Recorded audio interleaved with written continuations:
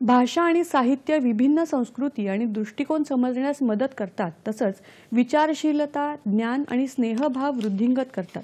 मात्र आज वाचन संस्कृती लोप पावत असून दिवसेंदिवस नवी पिढी मराठी, हिंदी आणि इतर प्रादेशिक भाषा लिहिण्यास आणि वाचण्यास असमर्थ होत असल्याबद्दल राज्यपाल रमेश बैस यांनी चिंता व्यक्त केली आहे।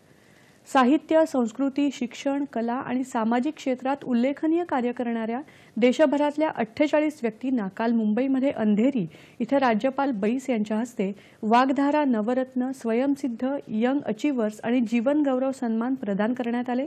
त्यावेळी ते बोलत होते। इंग्रजी भाषा अवश्य शिकली पाहिजे, त्याही पलीकडे जर्मन, फ्रेंच, मॅन्डरिन या भाषा देखील शिकाव्यात, परंतु मातृभाषेची उपेक्षा करून विकसित भारताचं लक्ष्य गाठता येणार नाही, असं राज्यपालांनी यावेळी सांगितलं।